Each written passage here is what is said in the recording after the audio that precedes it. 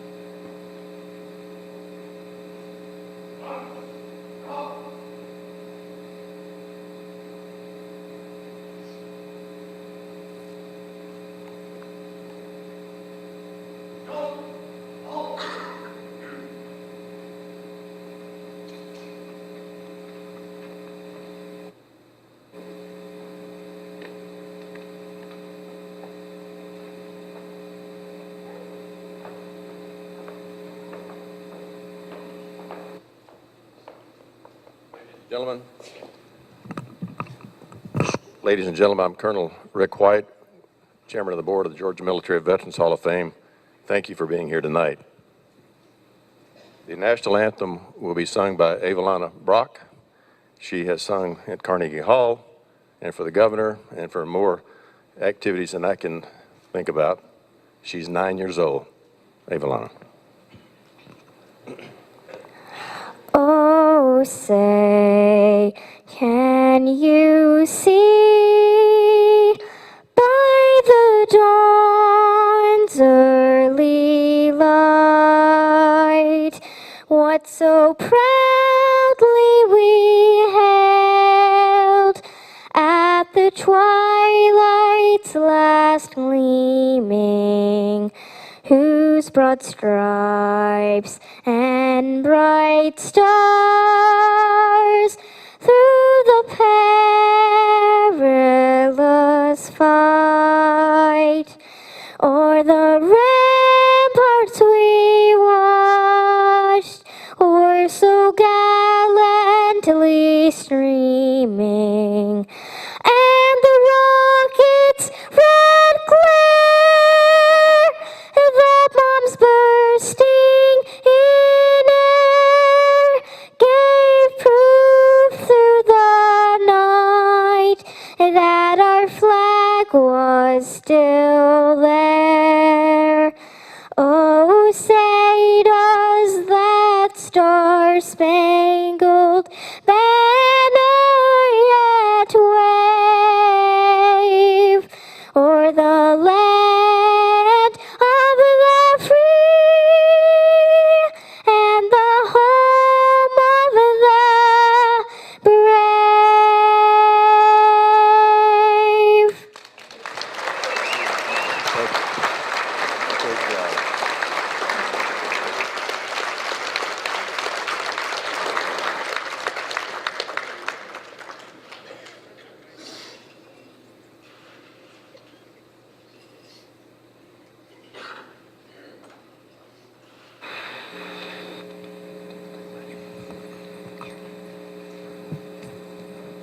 Will you please join me in the Pledge of Allegiance? Before you do that, a law was passed not too many years ago. If you're a veteran, you're authorized, if you wish, to provide the hand salute. The other appropriate way is hand over the heart. If you're in uniform, the position of attention. So all veterans, please feel free to render the hand salute if you desire. I pledge allegiance to the flag of the United States of America and to the republic for which it stands, one nation, under God, indivisible, with liberty and justice for all. You may be seated.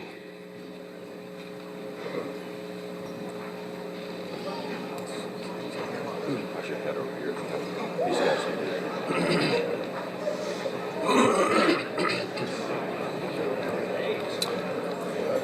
Once you're seated, please direct your attention to the front for the POW MIA recognition conducted by the Troup County High School Air Force Junior ROTC. If you haven't seen this demonstration before, it'll be quite moving. Please direct your attention to the stage. Thank you.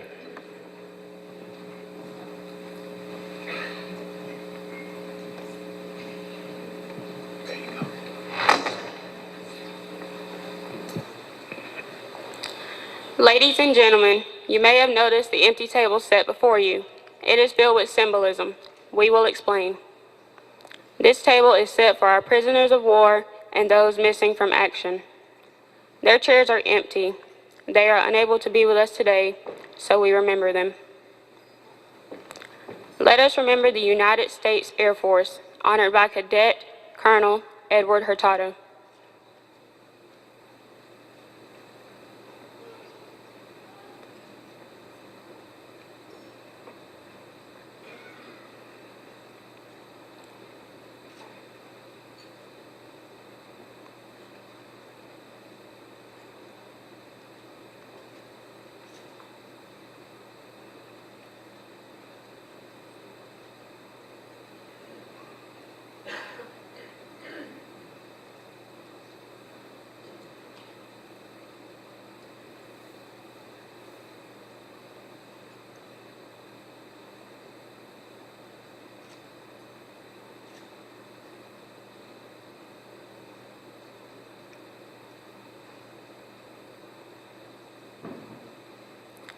Let us remember the United States Army, honored by Cadet Second Lieutenant Darian Tucker.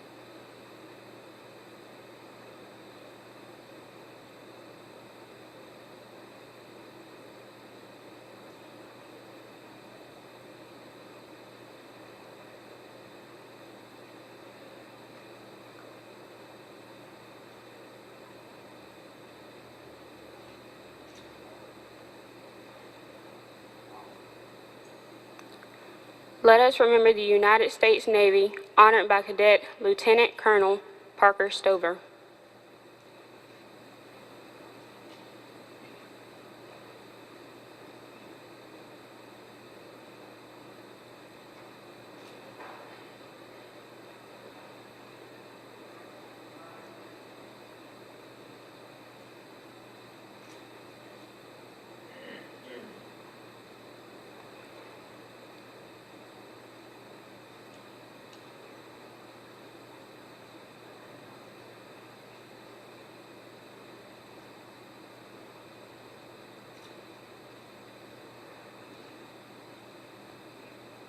Let us remember the United States Marine Corps, honored by Cadet Major Wally Hamid.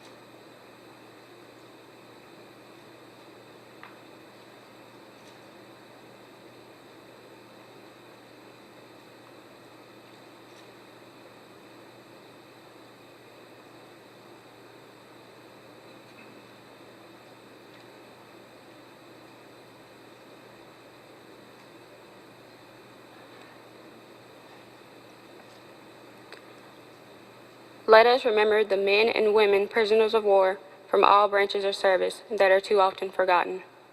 Let us remember them. The tablecloth is white, symbolizing the purity of their intentions to respond to their country's call to arms, so that the children can remain free. Remember them.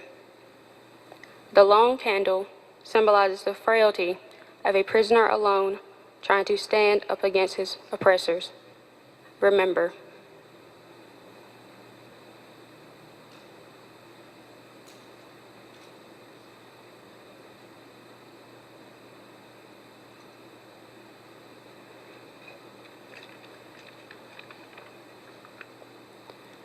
The candle is lit, symbolizing their upward reach of their unconquerable spirit. Remember. The black ribbon on the candle reminds us of those who will not be coming home. Remember. The single rose reminds us of the loved ones and families of our comrades in arms who will keep their fate and await their return. Remember. A slice of lemon is on the bread plate to remind us of their bitter fate. Remember. There is salt on the plate, symbolic of the family's tears as they wait and remember.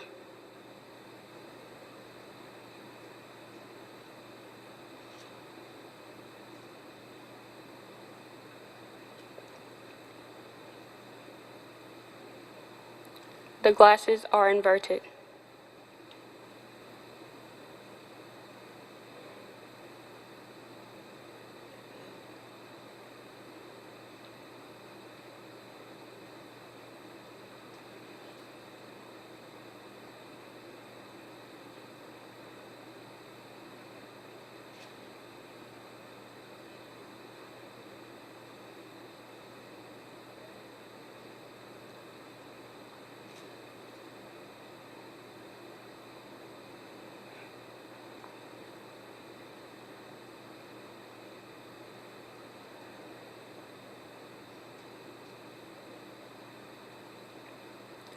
They cannot toast with us tonight.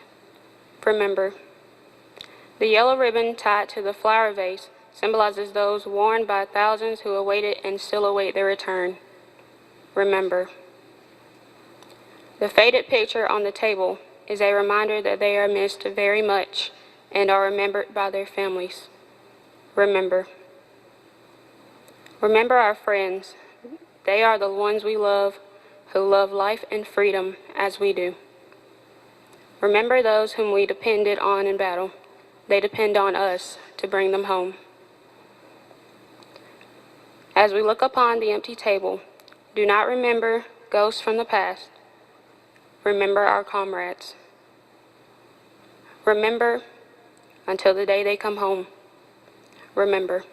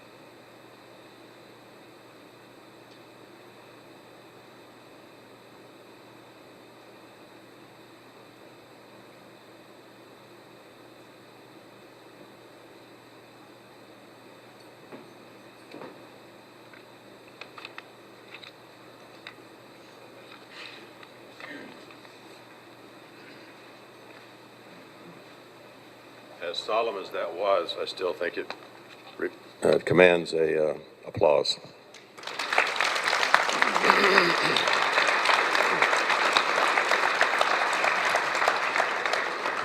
You may wonder why, well, I hope you may be wondering why you see so many young people. These are junior ROTC cadets that you see around the room representing every service. We also have ROTC cadets.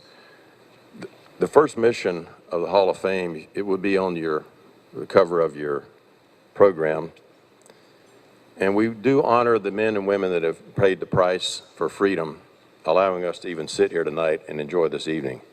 The second mission of the Hall of Fame is to educate the youth of our nation of who the real heroes are. We underline the word real. People that can sing great songs and hit baseballs, they are wonderful athletes and entertainers.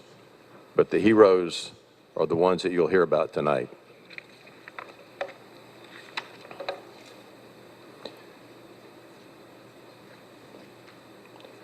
Before we have our prayer, I want to give you one administrative announcement. First of all, you're going to enjoy a very delicious meal, very plentiful meal, and if you feel like going back for seconds, that's okay. And the way you proceed to get your food will be out the door that you came in right here. You'll hang a right and another right, and the food is served right through these doors here. You would think serving over, Paul, how many we got here tonight? 300 some odd people here tonight. You would think that would take a long time, but our experience on the past 2 years, it will not. There are 4 serving lines. There's 2 lines on each side. That means there's 8 serving lines. You'll be up there and back quite quickly. If anyone has any need to help someone, they need someone to help them carry their trays, that's what these young cadets are around here for. Raise your hand, and we will make sure that you are taken care of quite nicely. I think that's all the administrative announcements. We will not start the program, the official solemn program, until all tables are cleared and all clanging is ceased. So enjoy your meal. At this time, we'll have the blessing. The blessing is by Colonel Paul Long, excuse me. I didn't see you. Bob Certain, glad to see you, Bob. Bob Certain, POW from Vietnam, in North Vietnam, and he was inducted 2 years ago to the Hall of Fame. He is now an ordained minister. Bob. Thank you. Let us pray.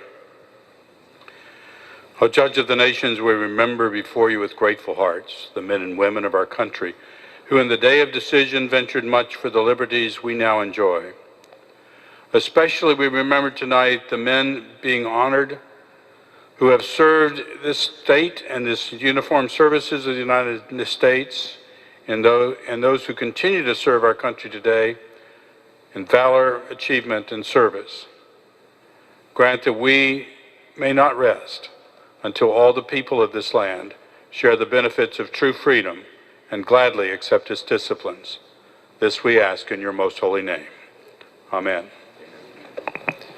Many times the way that we describe this ceremony is the combination of a wedding and a funeral.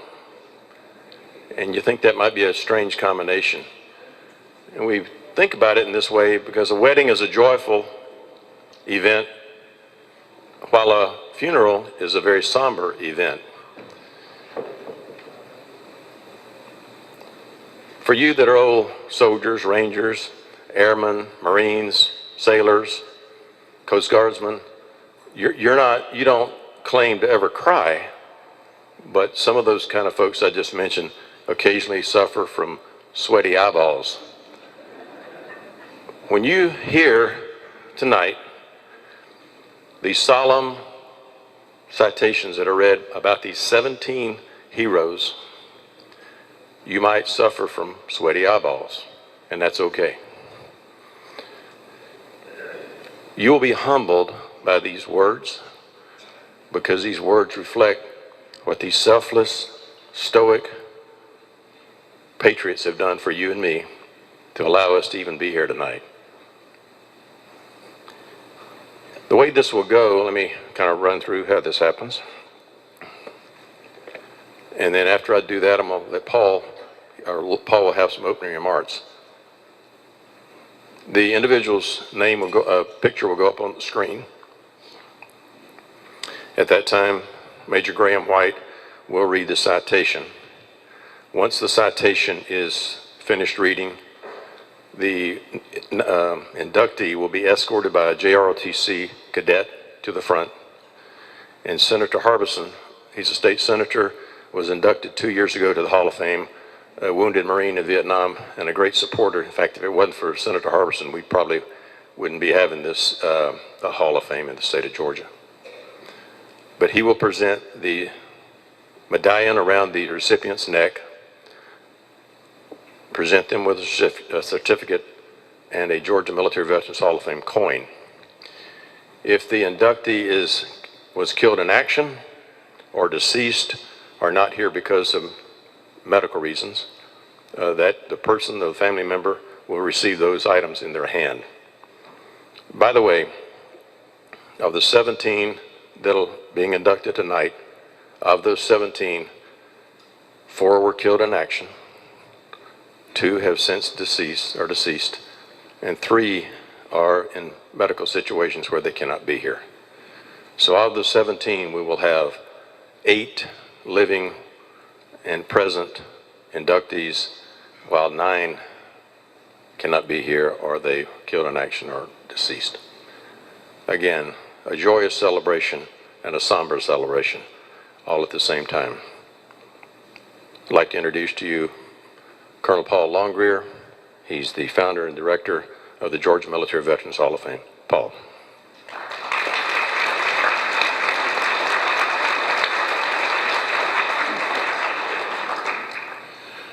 Well, I don't know if I can convey how much of an honor it is to be involved with this. I've been very fortunate to serve with some heroes. In fact, one of them is being inducted tonight, and I have 3 of my men that were with me and him when he was killed. They're all heroes, got all the badges to prove it. And for me to be involved in this is just an overwhelming honor. This gets better every year, and I'm really excited about. We got 34 young people that are involved in paramilitary type organizations, ROTC or military academy, and we're fulfilling the vision. We're carrying out what God laid on my heart 4 years ago. And how that happened, some of you may have not heard the story. My wife and I were in Arkansas for an induction ceremony, and there was a bunch of people being inducted, I don't know, 15, 14. And one scruffy fella must have had 10 or 12 grandkids, and they were climbing the walls and having a good time and just being kids. But when they called out their grandpa's name, they all stopped and they looked. And he went up there. This guy had the Distinguished Service Cross, the second highest award that we give. And nobody knew it. I believe he was a house painter. I don't remember what he was after he came back from Vietnam, but just a good American. Just paid his taxes and went to work every day and raised his family. But I saw that kids change as they realized that Grandpa is a hero. And so my wife and I are coming back from Arkansas, and she's driving, which I enjoy her driving. And she said, "What are you thinking about?" I said, "Baby, I wonder if Georgia's got a Military Veteran Hall of Fame." And after a couple of minutes, she looked and said, "I got a feeling they're going to." And I said, "Oh, baby, I'm not politically connected. I don't know anybody." I mean, the guy that started Arkansas was raised in Arkansas. He was born in Arkansas. When he got out of the Army, he went back to Arkansas. And I moved here, because I love Georgia. I like living in Georgia. But I wasn't connected. But I guess because of my connection with God, I began to pray about it. Because that's the only way I know to solve a solution to a problem, is to begin to pray. And so I asked my wife, I said, "Well, I need some help. Who can I get?" She said, "What about Rick White?" I said, "Rick White?" And I said, "Wow, I hadn't thought about that." And Rick does all the work. I get the credit, and he does all the work, along with the board of directors. Second was Paul Barnes. And my wife suggested him. We knew these people, but I'd never thought about being involved in a board of directors or anything. So at this time, I would like for all the board of directors and the honorary board of directors, please stand up. Just stand up where you are. Let's give them a hand.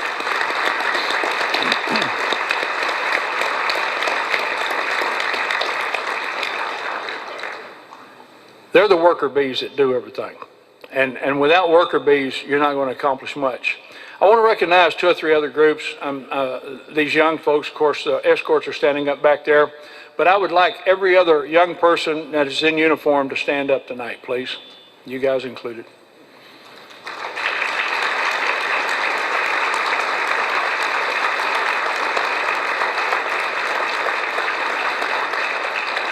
And I know it embarrasses young folks, but I want to put the pressure on them that we're calling them out to be what God created them to be more than what they may think they can be, or society might tell them they can be. And so this is part of that, letting them realize who real heroes are. And speaking of real heroes, I would like all the past inductees to stand up, please. 13, 14, and 15. These are heroes. These are heroes.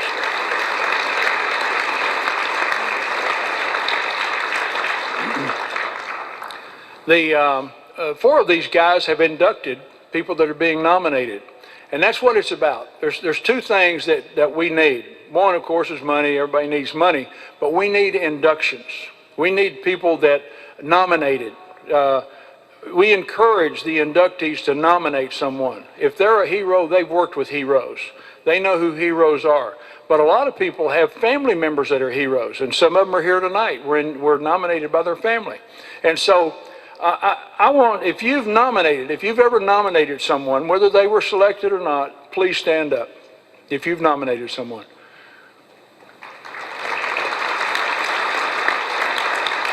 Notice some of the same people are standing up. That speaks a lot to me about the type of people that they are. The last group that I want to introduce is the nearest thing to my heart, and that is former POWs. Would you please stand up if you're a former POW?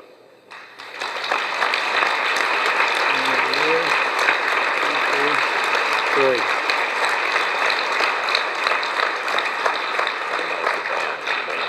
Okay. Ladies and gentlemen, that is the ultimate sacrifice. There are worse things than death. And I have the utmost respect for men that were able to survive in that environment and come back and participate in being America and what America is. Last thing I want to mention is we're very fortunate. We've been trying for 4 years to get the Maneuver Center of Excellence banned from Fort Benning, and tonight they're here. You've been listening to them, and they're going to be part of the escort to bring these people up. Give them a hand. God bless you. Enjoy the rest of it.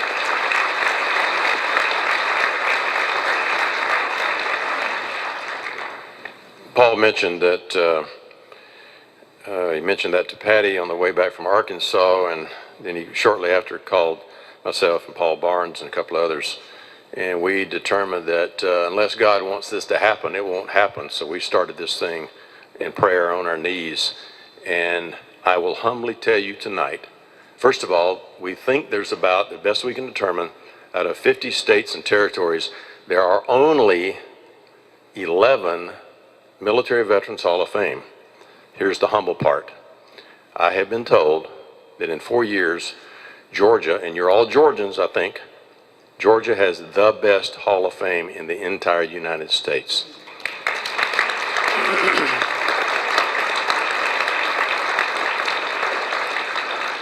Back in April, the Hall of Fame, for a while it was simply on a website, the Hall of Fame, the physical location, with currently 49 inductees from the year 2013, 14, and 15, are currently in the Floyd Veterans Building, which is across the street from the state capitol. If you're not familiar with the Floyd Veterans Building, if you're ever driving up to Atlanta from the airport and you see that beautiful capitol on your left-hand side, just look just slightly to the right, you'll see two brown buildings, identical buildings. That is the Floyd Veterans Building. That is a humble place to go. Out front, there's the name of every Georgian that has been killed in action since the Spanish-American War, all the wars that we've had up until today. And you may even know some of the people on those monuments out front. Once you go in the building, to your immediate left are the 31 Georgians that are Medal of Honor recipients. By the way, a little lesson here. You do not win the Medal of Honor, you receive the Medal of Honor. So they are recipients, they're not winners. You don't go in a contest to win that medal. You are recipients. So the 31 Georgia recipients of the Medal of Honor are on the wall. If you proceed past those Medal of Honor recipients, you'll see the current year inductees of the Georgia Military Veterans Hall of Fame. So if you went in there right now, you'll see the class of 15. Up on the next level, you see our other classes that have been. So our target is to have these 17 that you'll hear about tonight. The target is to have those men and women up on the wall by the end of December, or as soon as we can get them up. That will give us a grand total of 66 that have been inducted into the Georgia Military Veterans Hall of Fame out of about 200 that have been nominated. And the categories, as you'll see on the front of your program, is valor, achievement, and service. Valor speaks for itself. Achievement is someone that has done something notable while on active duty. Service is someone that's done something notable for mankind after active duty. Everyone that is nominated, it is an honor to be even nominated. Obviously, not everybody is going to pass the very stringent independent selection committee procedure. You can go to the website, you'll see on the program, and you'll see how that procedure goes. We've had attorneys check this thing out, and they said it's the most fair, unbiased, unpolitical. You cannot buy your way in, you cannot politicize your way in, you cannot be a best buddy to get yourself in. It's based on that valor, that achievement, or that service, and allows that person to be inducted. So the people you hear about tonight, they're the heroes of our state and our nation, and they provided freedom for us all. With that, Senator Harbison, would you come forward, please, sir? Senator Harbison, in your program, you'll notice that it says Senator Michael Rhett. Senator Rhett is also a veteran, and he has a sickness, and he asked Senator Harbison, and Senator Harbison graciously allowed that. We try to have someone from the state government that is also a veteran that will actually hand the medallion, certificate, and coin to the inductee. At this time, Major White, begin the program.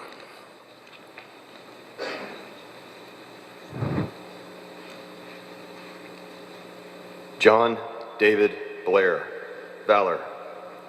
United States Marine Corps Sergeant John David Blair from Canton is inducted into the 2016 class of the Georgia Military Veterans Hall of Fame for his heroism and numerous acts of selfless bravery as an infantry squad leader in Vietnam. On the afternoon of 27 January 1968, while on patrol, his platoon came under a heavy volume of automatic weapons and recoilless rifle fire from a large enemy force. Reacting instantly, Sergeant Blair skillfully maneuvered his squad forward and boldly led a determined and ferocious assault on the enemy positions, personally silencing 7 enemy soldiers. As the Marines resumed their advance, they again became pinned down by accurate enemy fire. Quickly positioning his squad to an advantageous position, he immediately directed his men to deliver a heavy volume of suppressive fire on the enemy, and accompanied by another Marine, crawled toward an enemy 50 caliber machine gun emplacement. With complete disregard for his own personal safety, he fearlessly moved toward the deadly kill zone and destroyed the enemy position with well-placed hand grenades, thereby saving the lives of many and enabling the platoon to continue its mission. By his courage, bold initiative, and unwavering devotion to duty in the face of grave danger, Sergeant Blair upheld the highest traditions of the Marine Corps and the United States Armed Forces. For his actions, he was awarded our nation's 3rd highest award for valor, the Silver Star. After his military service, John David Blair continued to lead an exemplary life of character as a proud American, veteran, and patriot.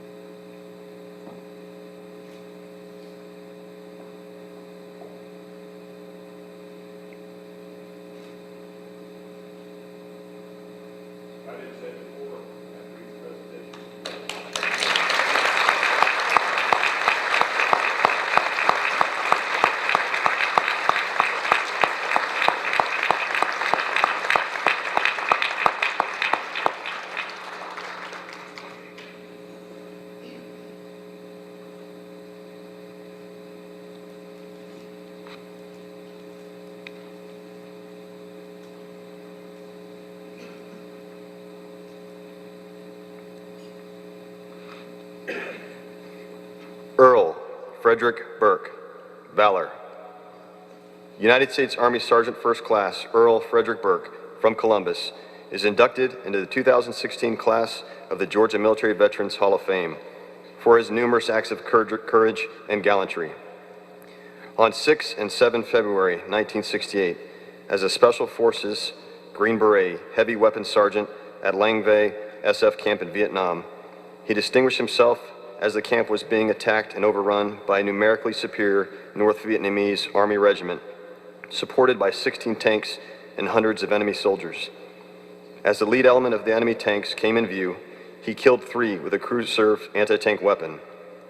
When the ground force was breaking through the camp's perimeter, he rained down effective mortar fire and momentarily slowed the advancing enemy infantry troops. He then collected several light anti-tank weapons, or LAWs, and began fearlessly attacking tanks at extremely close, point-blank range, resulting in him knocking out his 4th tank. Having expended all of his LAWs, and as the camp was being overrun, he manned an abandoned machine gun in order to cover the forced withdrawal of his fellow wounded Green Berets and South Vietnamese soldiers. He was last seen continuing to furiously and selflessly fight until his ammunition was expended and his defensive position was overrun, resulting in him sacrificing his life in order that others might live. For his bold initiative, undaunting courage, self-sacrifice, and unwavering devotion to duty in the face of certain death, Sergeant First Class Burke upheld the highest traditions of the Green Berets and the United States Armed Forces. For his actions, he was posthumously awarded the Purple Heart and our nation's 3rd highest award for valor, the Silver Star. Daughters Debbie Burke Holland and Pamela Burke Gardner will accept on their father's behalf.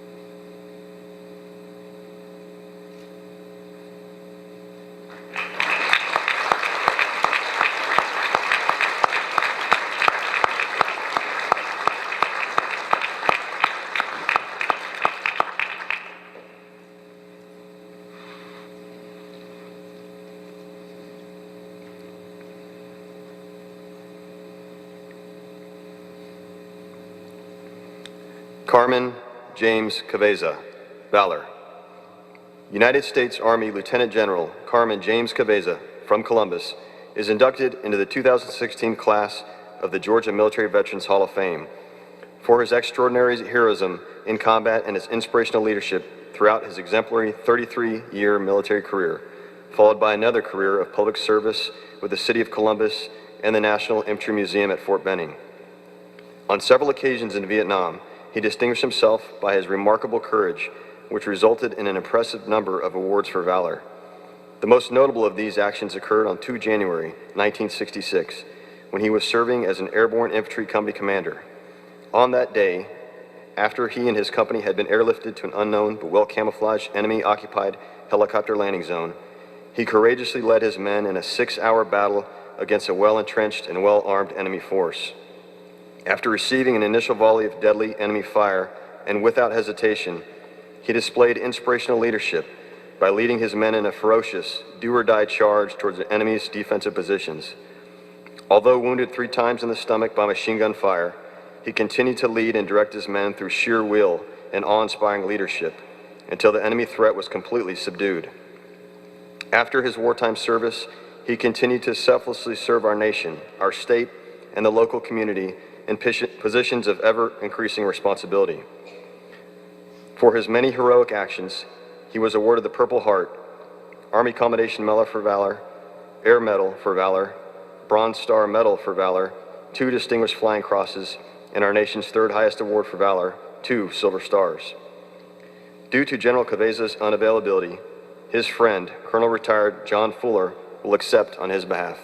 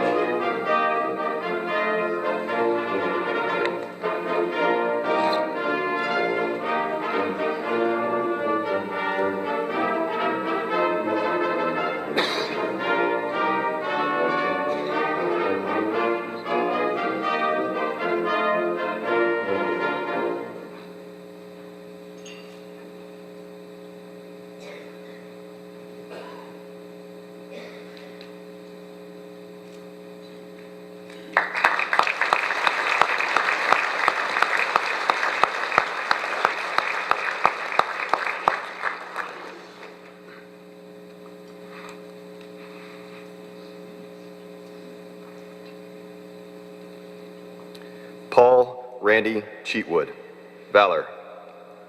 United States Marine Corps Corporal Paul Randy Cheatwood from Tallapoosa is inducted into the 2016 class of the Georgia Military Veterans Hall of Fame for his numerous acts of courage and gallantry. On the morning of 16 February 1968, Corporal Cheatwood's company was attacking North Vietnamese Army forces that were occupying the ancient city of Hue. While crossing an open area toward a building, the Marines suddenly came under effective enemy sniper fire from the building, killing 1 man, wounding 4 others, and pinning down the entire platoon. Realizing the seriousness of the situation, Corporal Cheatwood unhesitatingly exposed himself to the hostile fire as he assumed a kneeling position and skillfully and calmly delivered suppressive fire at the enemy emplacement, enabling a corpsman to move to the assistance of the casualties. After assisting the corpsman and providing first aid for 2 casualties, the platoon was again pinned down by automatic weapons fire. Reacting instantly, he rapidly directed a heavy volume of rifle fire at the hostile position and, crawling forward, assisted a wounded Marine. When the corpsman arrived, Corporal Cheatwood maneuvered toward the sniper's position and hurled several hand grenades into the building, killing 2 enemy soldiers.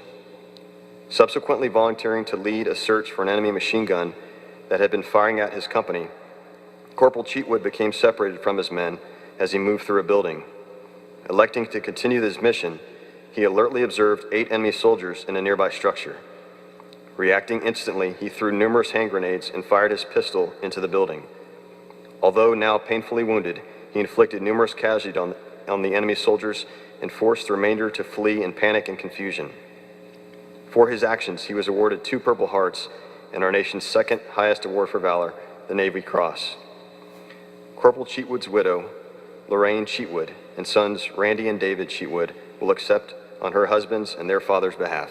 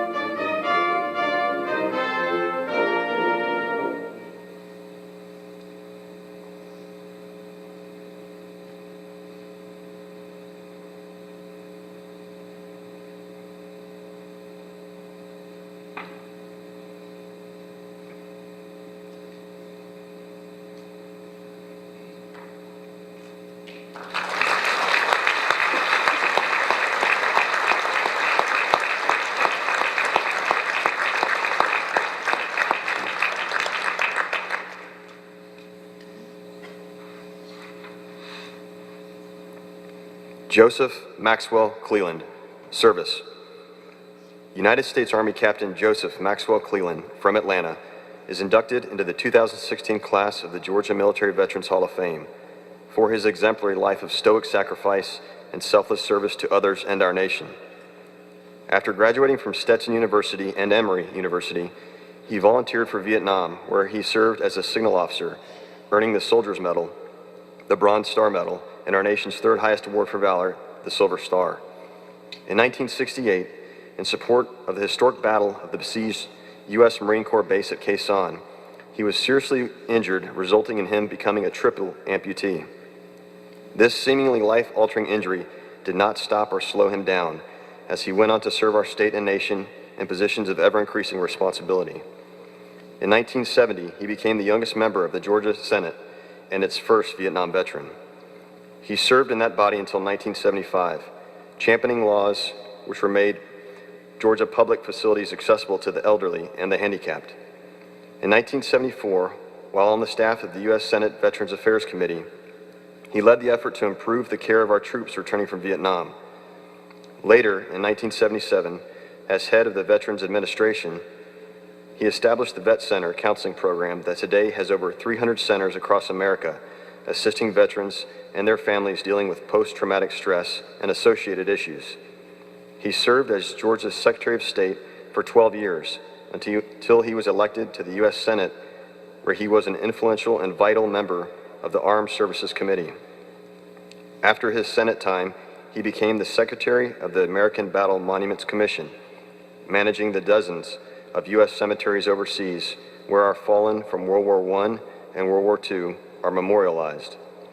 For his 55-plus years of service to others, Senator Max Cleland has rightfully earned the high and noble honor to be inducted into the Georgia Military Veterans Hall of Fame. Due to Senator Cleland's health, his friend and 2013 Georgia Military Veterans Hall of Fame inductee, Tommy Clack, will accept on his behalf.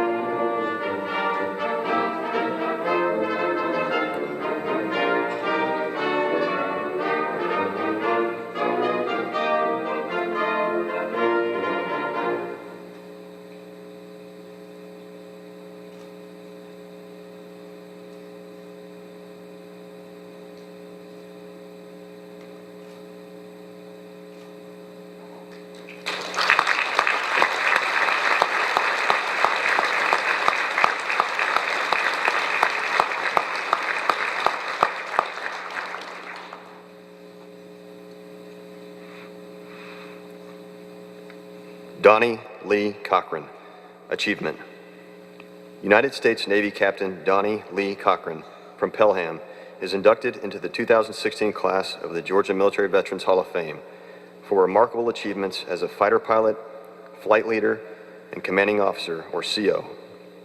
As the first African American to ever fly as a member of the Navy's premier flight demonstration squadron, the Blue Angels, Captain Cochran amassed over 1,500 hours spread across 240 air shows during his first of 2 tours of duty with the team from 1986 through 1988, and was present during the team's transition from the A-4F Skyhawk to the FA-18 Hornet. Following his time with the Blue Angels, Captain Cochran deployed on board the USS Ranger as the squadron's maintenance officer, and shortly after screened to command an operational F-14 squadron and attend the Air War College.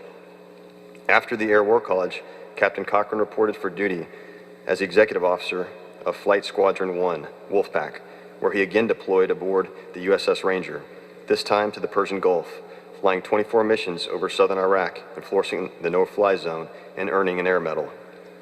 Upon completion of this campaign, Captain Cochran assumed command of the Wolfpack, where he experienced the Navy's reduction at F-14 squadrons, resulting in the disestablishment of the Wolfpack and Captain Cochran's reassignment to Fighter Squadron 111, the Sundowners, where he led the element to distinction as the best F-14 squadron in the Pacific Fleet. Based on his proven success while in command, Captain Cochran was selected once again to join the Blue Angels, this time as the team's CO, a title he held from November 1994 to May of 1996. Following this assignment, Captain Cochran served as the CO of the Naval Reserve Officer Training Corps at Florida A&M University with crosstown enrollment at Florida State University, a role he held for 3 years.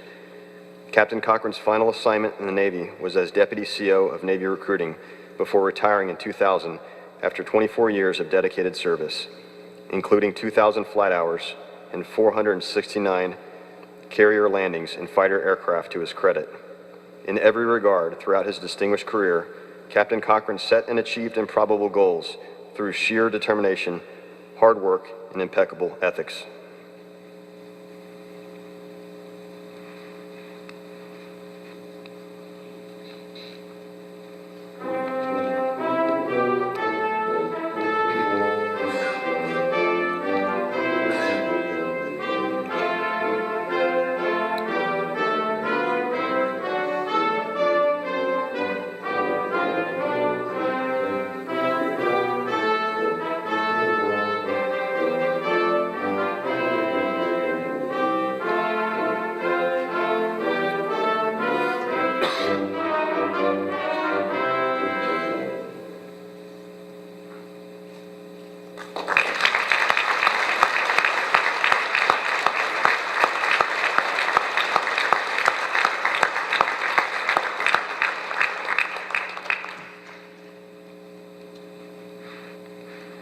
Michael Patrick Dover, service.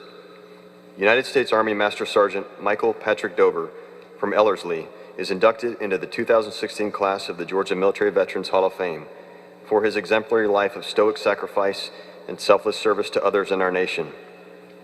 After a distinguished 20-year Army career in its own right, including service at every rank from private to master sergeant, drill sergeant duty, airborne and air assault schooling, engineer, and mounted and dismounted infantry tactics training, Master Sergeant Dover retired in 1998, but never stopped serving America's veterans, disenfranchised communities, or the downtrodden.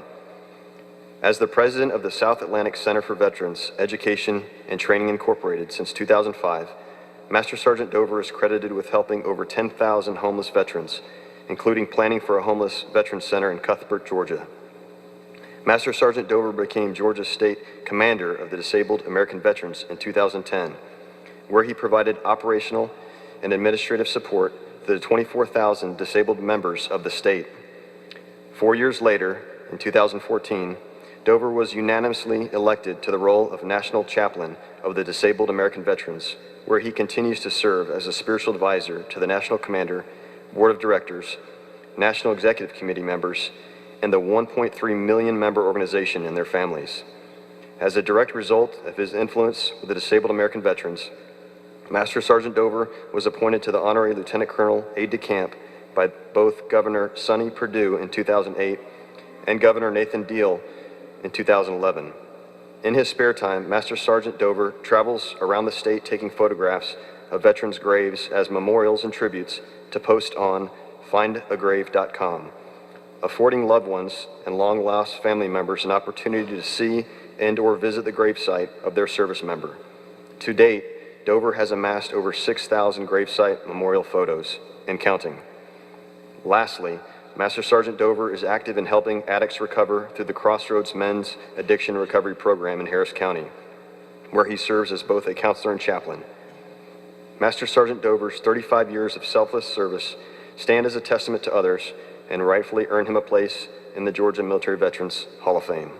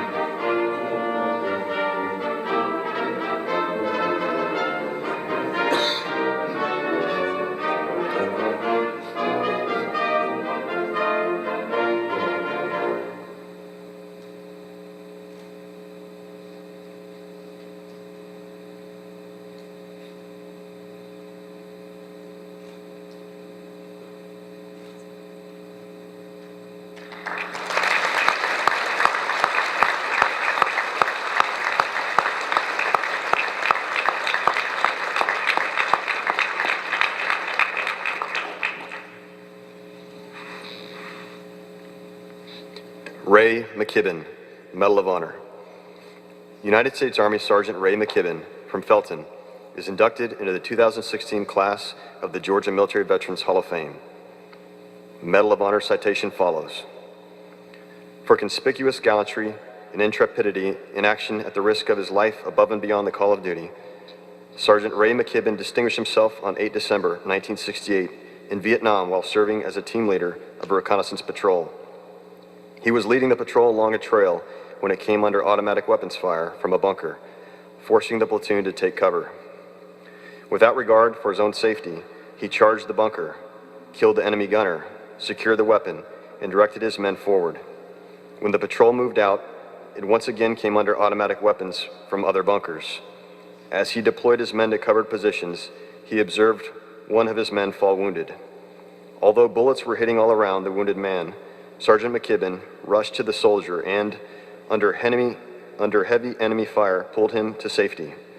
Seeing that his men were now pinned down and unable to deliver effective fire, he again undertook a single-handed assault of the enemy positions. He charged through a hail of automatic fire, closed on his second bunker, and killed the enemy with rifle fire. Continuing his assault on a third bunker, he ran out of ammunition and then used the captured enemy weapon until it too was empty.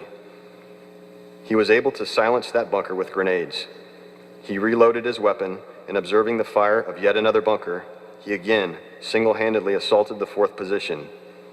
Nearing that bunker, he was mortally wounded, but was able to fire a final burst of rifle fire as he fell, silencing the enemy within.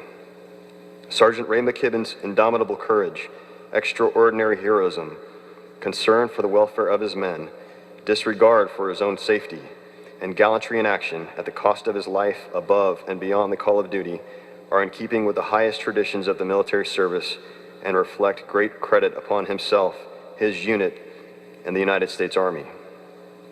Sister-in-law Carol McKibben and 2014 Georgia Military Veterans Hall of Fame inductee Sammy Robinson will accept on the McKibben family's behalf.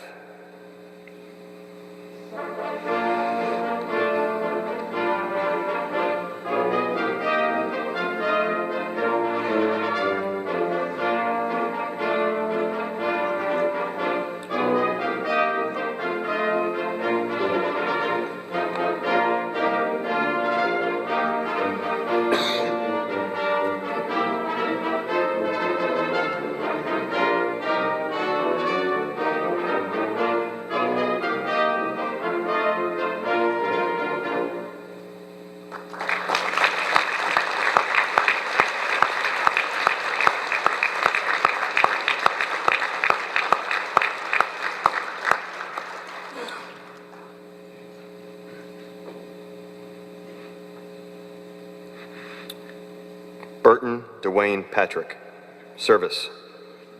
United States Army Lieutenant General Burton Dwayne Patrick from Thompson is inducted into the 2016 class of the Georgia Military Veterans Hall of Fame for his exemplary life of stoic sacrifice, focused dedication to high achievement, and selfless service to others.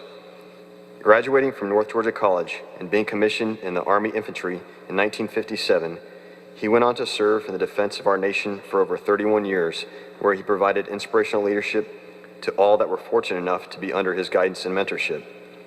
His love and sincere care for his troops is evident in the way that he tenaciously sought to always be on the line, leading America's soldiers in war and peace, resulting in him commanding at every tactical level from infantry platoon to field army. During 2 combat tours in Vietnam, his recorded acts of valor are numerous, while the unrecorded times that he risked it all for his men are equally prolific. For his many heroic acts in combat, he was awarded 2 Bronze Star Medals for Valor and our nation's 3rd highest award for valor, the Silver Star.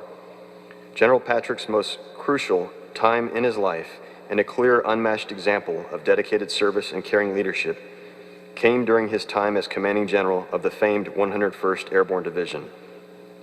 On the morning of 12 December 1985, 248 of his soldiers and 8 United States Air Force airmen were returning from a 6-month peacekeeping mission in the Sinai Desert of Egypt when they were killed in an aircraft crash after a refueling stop in Canada. This horrendous crash still remains the worst air tragedy in the history of Canada and the United States military. General Patrick's untiring, humble, selfless, and lifelong devotion to the thousands of grief-stricken family members and to the lasting memory of the 256 total fallen is unparalleled and forever stands as the pinnacle and perfect example of a true servant leader. After his military career, he continued to humbly serve others through church work and as a city administrator for his hometown of Thompson. Due to General Patrick's health, fellow North Georgia graduate and 2014 Georgia Military Veterans Hall of Fame inductee, Colonel Retired Ben Malcolm, will accept on his behalf.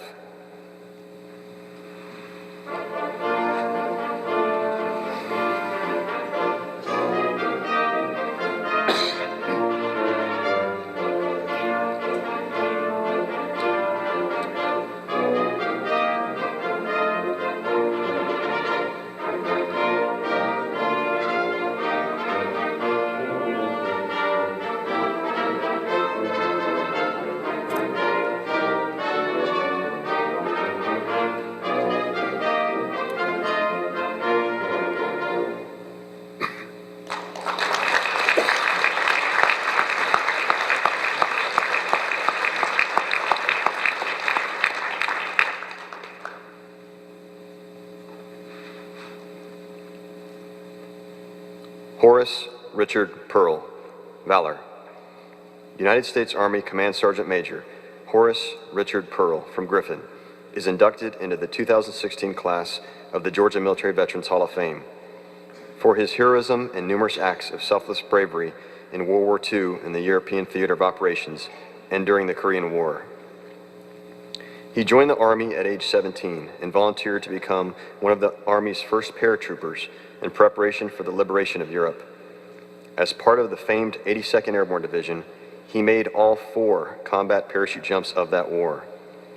Those jumps were in Sicily, Italy, Salerno, Italy, the D-Day invasion into Normandy, France, and Holland during the Battle of the Bulge.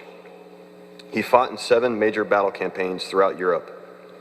On 24 June 1944 in France, he successfully led a 4-man patrol behind German lines to secure the identification of enemy units.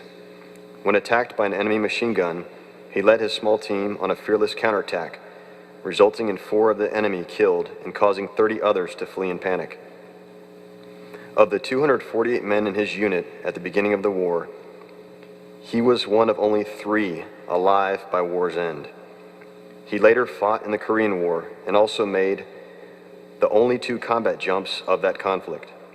He retired from active duty after 23 years and then spent 22 additional years as a Junior Reserve Officer Training Corps instructor at Griffin High School.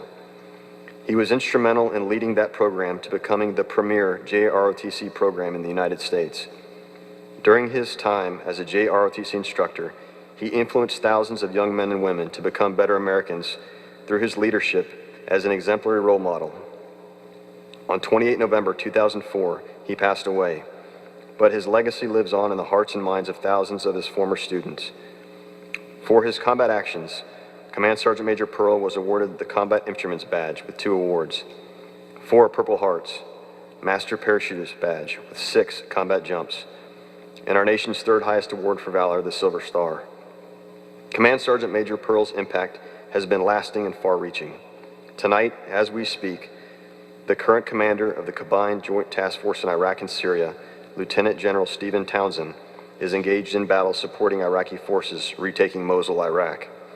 As a former Griffin JROTC cadet protege, Lieutenant General Townsend considers Command Sergeant Major Pearl, quote, one of the greatest influences of his Army career. Daughters Lynn Pearl Chambers and Gail Pearl Forehand will accept on their father's behalf.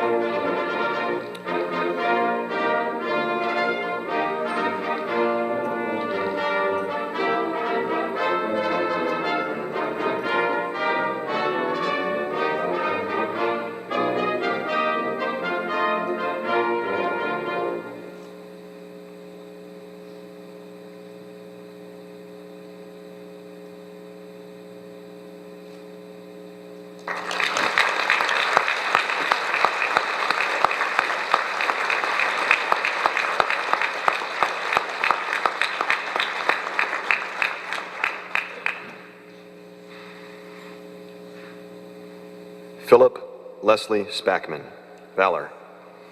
United States Army First Lieutenant Philip Leslie Spackman from Jasper is inducted into the 2016 class of the Georgia Military Veterans Hall of Fame for his undaunted and extraordinary heroism and numerous acts of bravery as an armed cavalry assault platoon leader in Vietnam.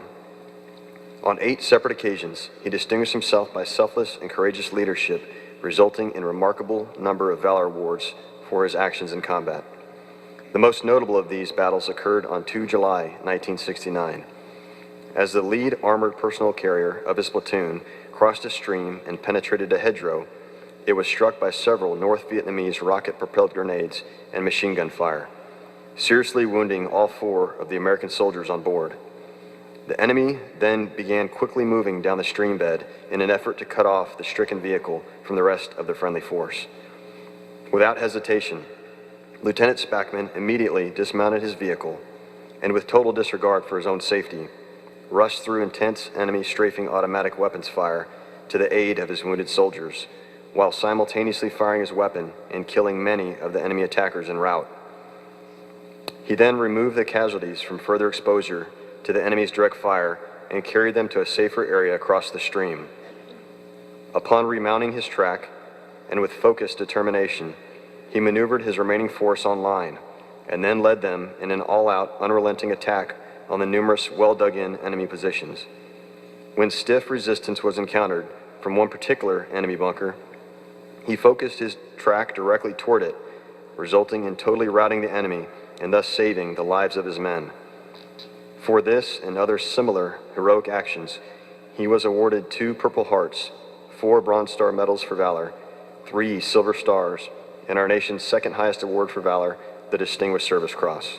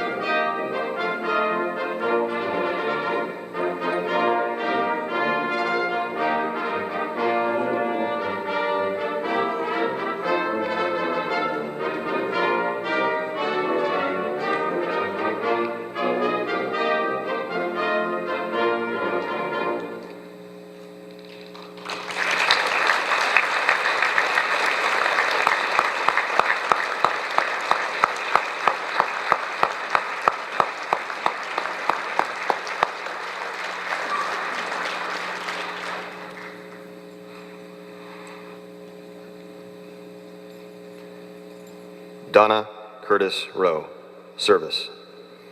United States Army Captain Donna Curtis Rowe from Marietta is inducted into the 2016 class of the Georgia Military Veterans Hall of Fame for her exemplary life of stoic sacrifice and selfless service to others and our nation.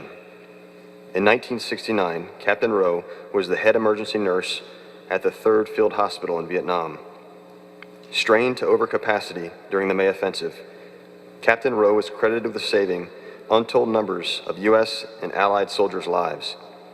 One such life, a critically wounded 4-month-old baby girl who was wrested from her dead mother's arms as the only survivor of a bombed village, was brought to Captain Rowe for treatment. Given the name Kathleen by the staff, and fearing that the infant might die, Captain Rowe arranged for her baptism so that she might be eligible for local Catholic orphanage. Miraculously, Kathleen survived as a direct result of Captain Rowe's dedicated love and care, and was subsequently adopted by a Navy captain. Over time, Captain Rowe and Kathleen lost touch until 34 years later, when the two were reunited during the course of research for a documentary entitled The Shadow of the Blade, that chronicled their story, amongst others, and aired on the History and Military channels. Inspired by the impressions left on her by the trying events of Vietnam, Captain Rowe would go on to volunteer for, direct, or chair countless humanitarian and veterans organizations, too numerous to detail here. Worthy of mention, however, include volunteer work for the American Red Cross, American Diabetes Association, and Habitat for Humanity, as well as leadership positions that include Chairman of the Cobb County Republican Women's Club Veteran Celebration, Chairman of the Women of Distinction Awards, 7th Congressional District, Director of the Georgia Vietnam Veterans Alliance, Chapter 1, President of the Cobb County Republican Women's Club, Executive Board Member for the Cobb County Advocates for Abused Children, and Cobb Veterans Memorial Foundation Secretary. Captain Rowe's indomitable charisma, selfless spirit of volunteerism, and unwavering dedication to America's veterans stand as testament to her strength of character and rightfully earn her a permanent place in the Georgia Military Veterans Hall of Fame.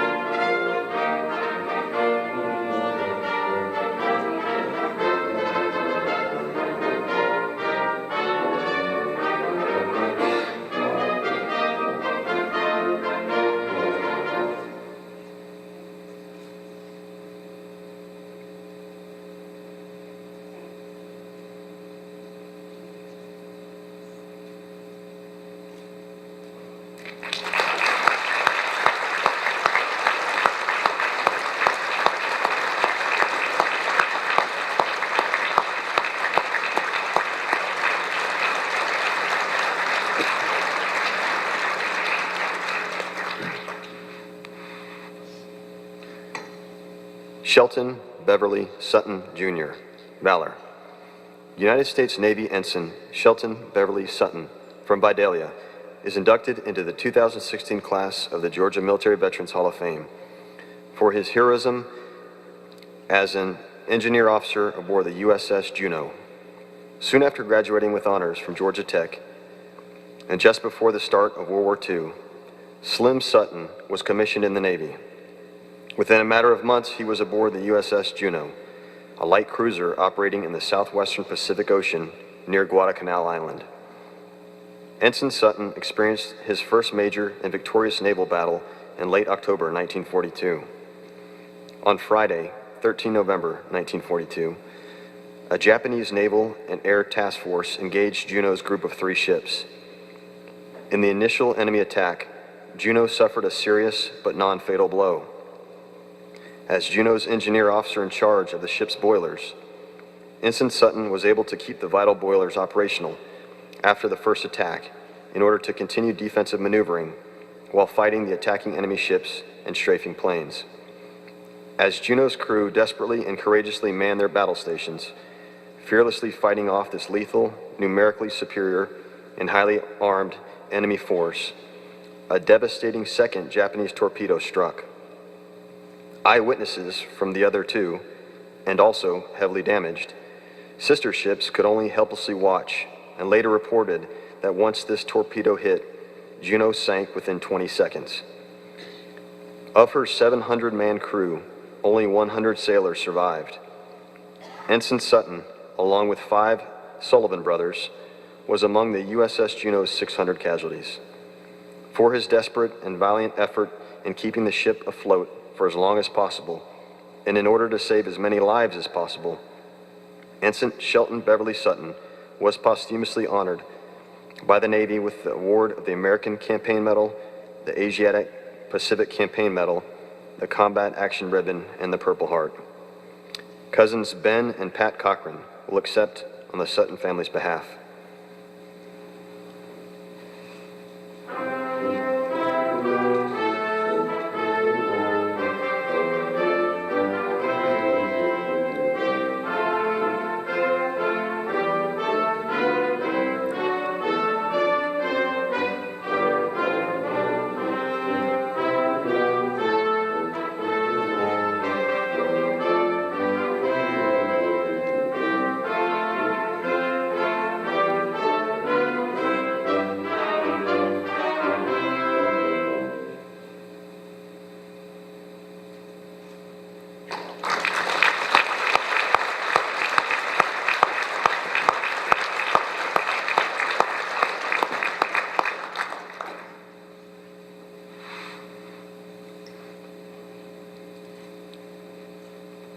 Clyde A. Thomason, Medal of Honor. United States Marine Corps Sergeant Clyde A. Thomason from Atlanta is inducted into the 2016 class of the Georgia Military Veterans Hall of Fame. Sergeant Thomason was the first enlisted Marine in World War II to be honored with the Medal of Honor. Medal of Honor citation follows. For conspicuous heroism and intrepidity above and beyond the call of duty during the Marine Raider expedition against the Japanese-held island of Macon on 17 and 18 August 1942. Leading the advance element of the assault echelon, Sergeant Clyde A. Thomason disposed his men with sound tactical judgment and, by his exemplary leadership and great personal valor, exhorted them to fearless efforts. On one occasion, he dauntlessly walked up to a house which concealed an enemy Japanese sniper, forced in the door, and shot the man before he could resist. Later in the action, while leading an assault on an enemy position, he gallantly gave his life in the service of his country. His courage and loyal devotion to duty in the face of grave peril were in keeping with the finest traditions of the United States Marine Corps and the United States Naval Service. Nephew Ronald Thomason will accept on the Thomason family's behalf.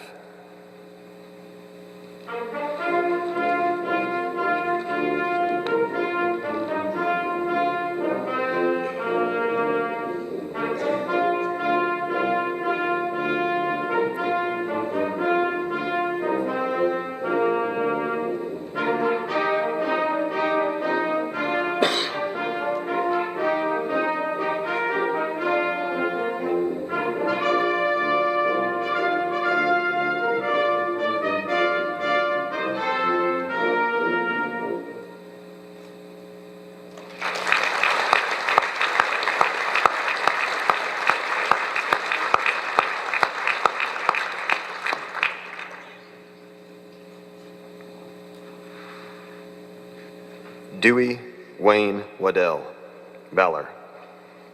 United States Air Force Colonel Dewey Wayne Waddell from Bremen is inducted into the 2016 class of the Georgia Military Veterans Hall of Fame for his heroism and selfless acts of bravery. On 5 July 1967, on his 47th combat mission in an F-105 Thunder Chief jet over North Vietnam, then Major Waddell was on a bombing run of a key enemy railroad yard, which was defended by one of the most accurate and heavy concentrations of anti-aircraft artillery in all of North Vietnam. During the attack, his aircraft received several hits from flak, causing it to become unflyable. Regardless, he tenaciously continued his mission, accurately delivering his ordnance until he was forced to eject. He was soon captured and held as a prisoner of war for 5 years, 8 months, and 10 days. While in captivity, he suffered greatly, both physically and mentally, at the hands of the enemy who disregarded all international agreements on the treatment of prisoners of war. By calling on his deepest inner strengths and unwavering resolve, he was able to endure those many cruel years. For his exemplary leadership and example to his fellow POWs, and his heroic service to our nation in time of war, Colonel Waddell was awarded the Prisoner of War Medal, 6 Air Medals, the Purple Heart, the Bronze Star Medal for Valor, the Distinguished Flying Cross, and our nation's 3rd highest award for valor, 2 Silver Stars. After the Vietnam War, Colonel Waddell continued his dedicated career in the Air Force, serving our nation for over 30 years with honor, distinction, courage, and conviction.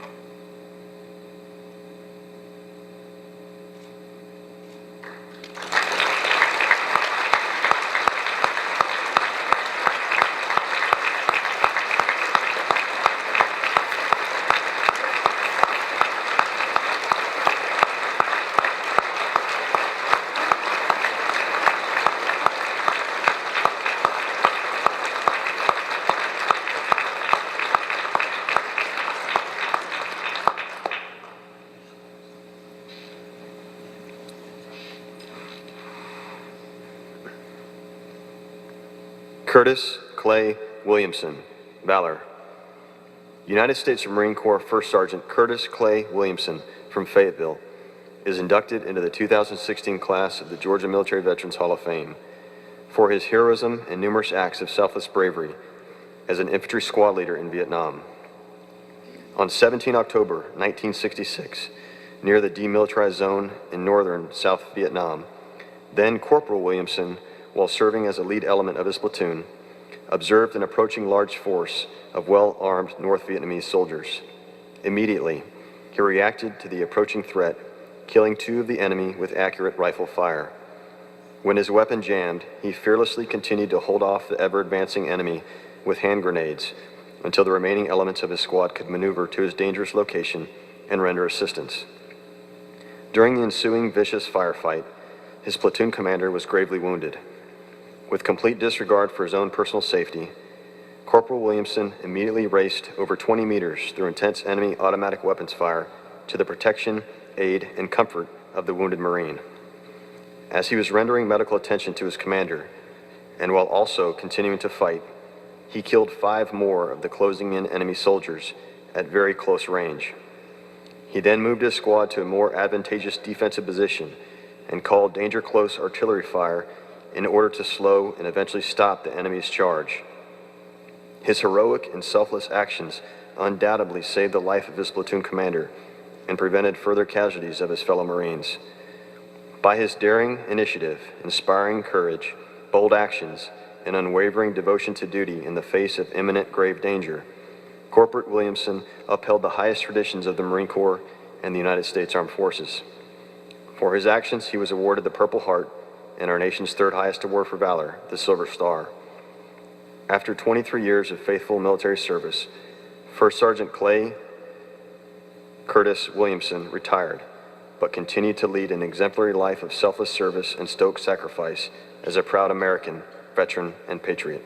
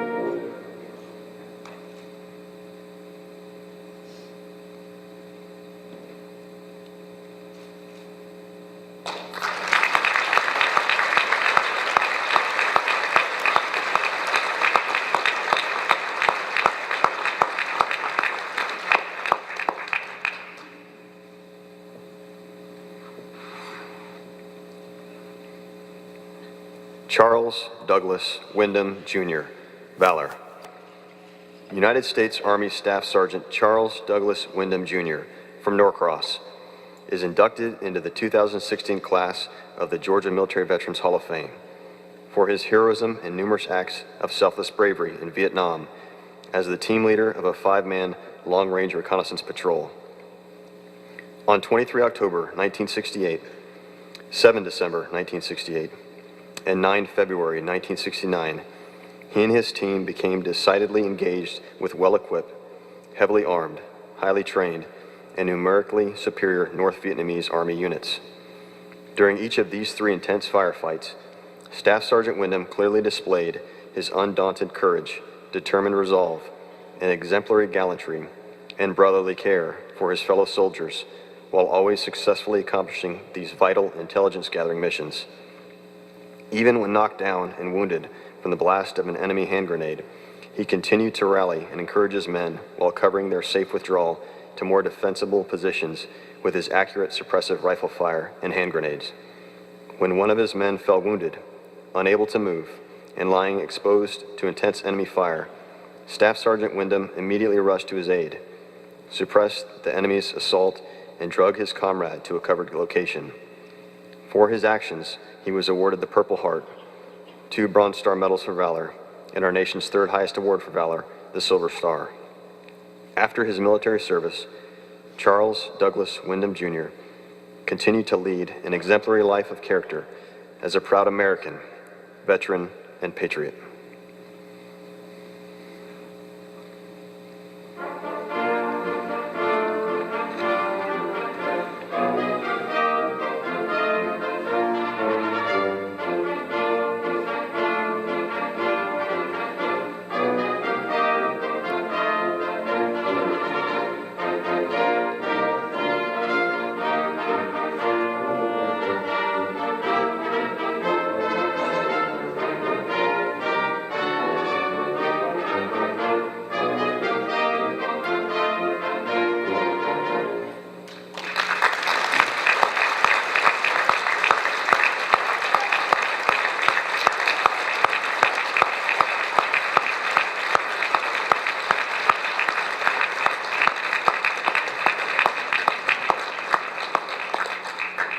Got me on here? Well, I tell you what, this has been great. I hope you've enjoyed it as much as I have. I don't see how every year it seems to get better. We've got 307 people here tonight, 34 cadets. We've got the band for the first time, and we've got some of America's greatest heroes. Some of them couldn't be with us. The ones that couldn't be with us paid the ultimate price. But I hope you agree with me that this is well worth doing. And I want to encourage you, like I say, the two things that we need is we need nominations. Surely you know someone that's worthy of being nominated. And let me say this, everybody can't be selected. I mean, we can't do 200. But the thing about it is they get a certificate saying that someone thought enough of them to nominate them for the Hall of Fame. And to me, that's very important. Last thing that I'll leave you with is I've got a red cloth here I'm going to lay up there. And if you feel led, I'd like for you to leave a donation to help us keep this going. And, you know, of course, you can also mail it if you want an address or anything. It's on the website. But join me in a closing prayer, please. Everyone stand. Hallelujah. Praise you, Jesus. Father God, we thank you that we do live in the greatest country in the world. And Lord, we thank you that men and women like this are what keep it going and what make it what it is. And Lord, we just thank you for a time of fellowship this evening, time of honoring these great heroes, some that could be with us and some that couldn't, but their families representing them or their friends. We thank you for that. Ask for safe travel home and bring us back next year to do this once again. In the name of Jesus. Amen. God bless y'all.